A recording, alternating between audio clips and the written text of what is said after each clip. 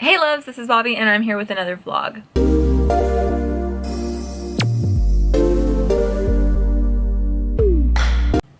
And this is going to be vlog, I lost count again, sorry, whoops. I'm going to be changing the days where I update the vlog. Mondays will just be my actual first day until I get back on my Sunday, Monday schedule, so yes.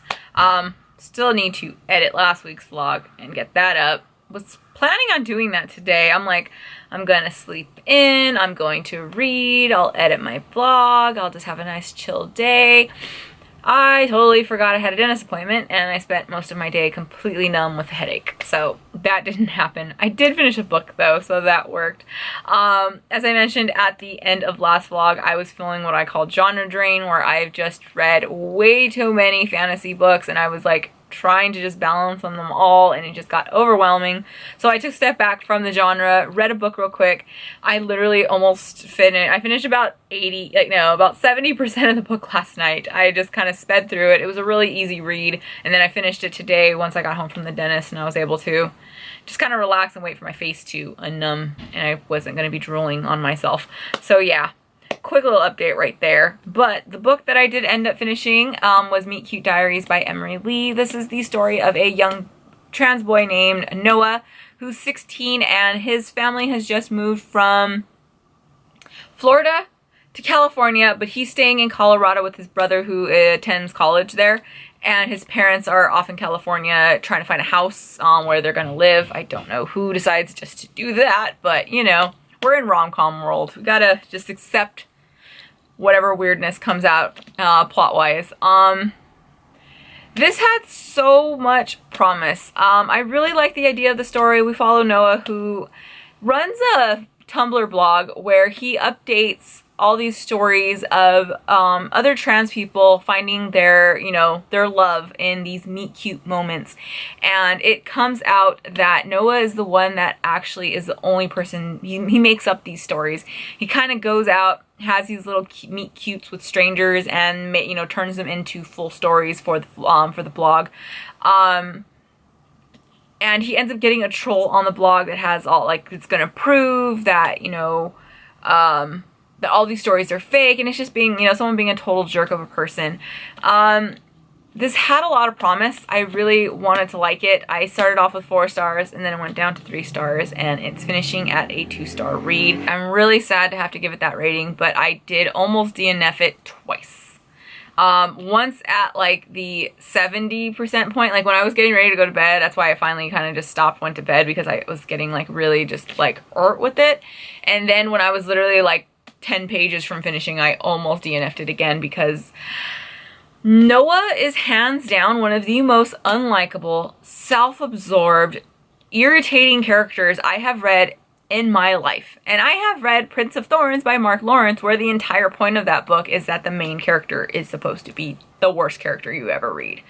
Noah is so unlikable, and by the end of the book he doesn't get any better and he doesn't learn anything. Like, I don't understand what the hell was supposed to be the point of this.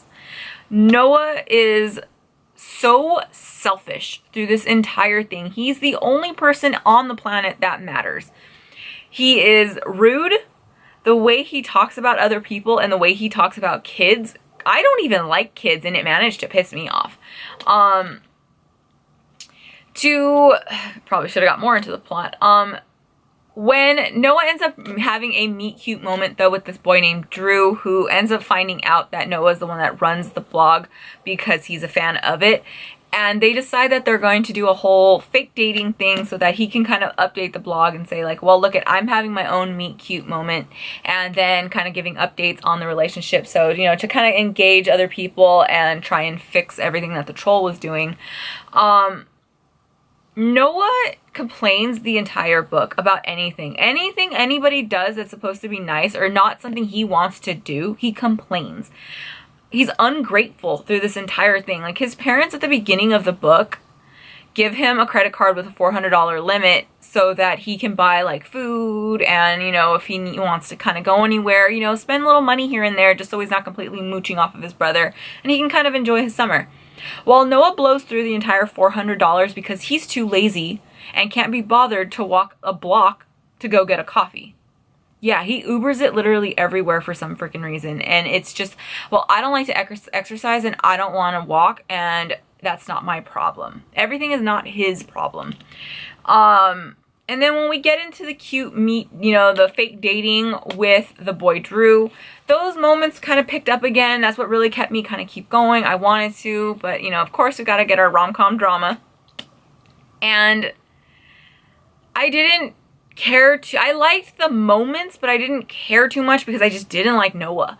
And then Noah has to get, you know, his parents tell him, like, we're not going to give you any money, you need to find a job. Well, he ends up getting a job at a summer camp that his brother also works at. His brother pulls strings and kind of gets him in there last minute. And the thing is, Noah absolutely hates kids. I feel that. I don't like kids. But the fact that I don't like kids, I'm not going to go work with kids because of the fact that I'm not going to be able to be, you know, I can fake it. Trust me. I've worked customer service a long time. I can fake it. But he's so rude with the kids, and the way he talks about the kids. Like, there's literally a sentence in here where he says he wants to punch a baby. Yeah, he's only joking, but that line didn't need to be in there. It just kind of cemented that no matter what, Noah's going to be an awful person. And Noah stays an awful person. But he does meet a non-binary person there named Devin. Devin is the saving grace of this book. Devin is absolutely adorable. Devin changes pronouns throughout the book. I really like the way that was handled.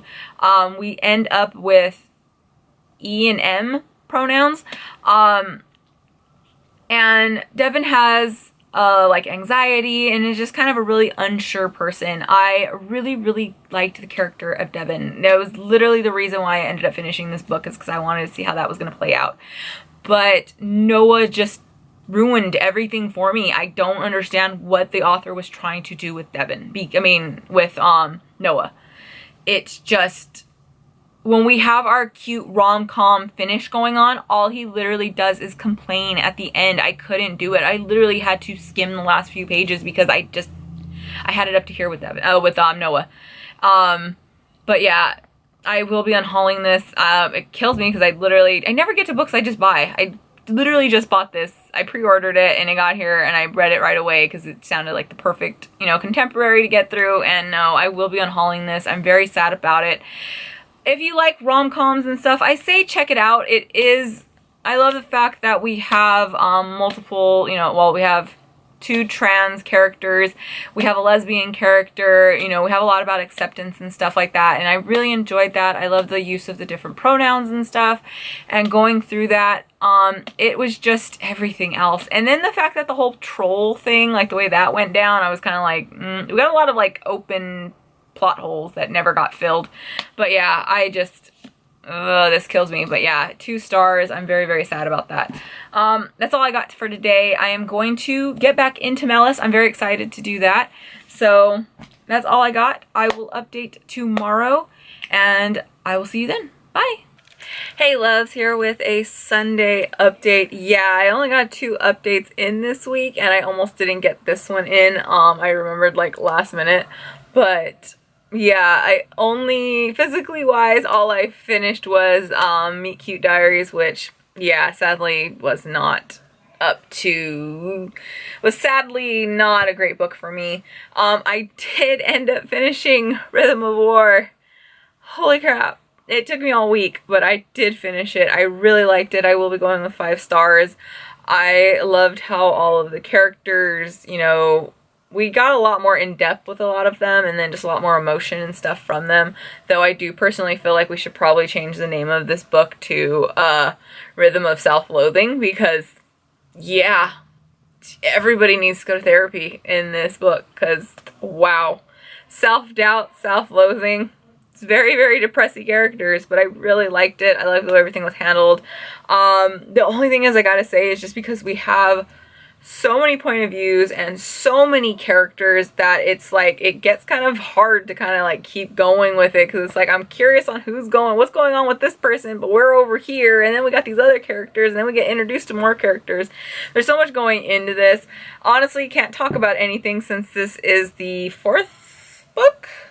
So yeah, can't really talk about much without spoiling anything, but I really like how a lot of the characters are progressing and stuff. Yasna is still, like, my favorite. What can I say? I love her.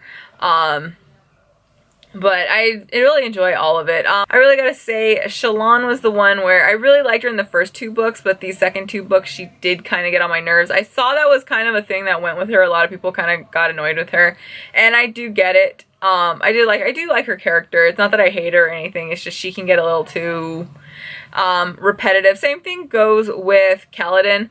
I liked how we do deal with mental health a lot more, especially like depression, and you know, for a fantasy book that does deal so heavy with war and battles and stuff, to actually have characters going through like PTSD and depression and stuff and actually bringing it up to the forefront of, you know, like, hey, we're going to talk about this. I really liked that, but at the same time, because of how many things are going on in this, it felt like not pacing, just funny enough, I guess rhythm of the book was kind of like, it would get dragged down a little too much.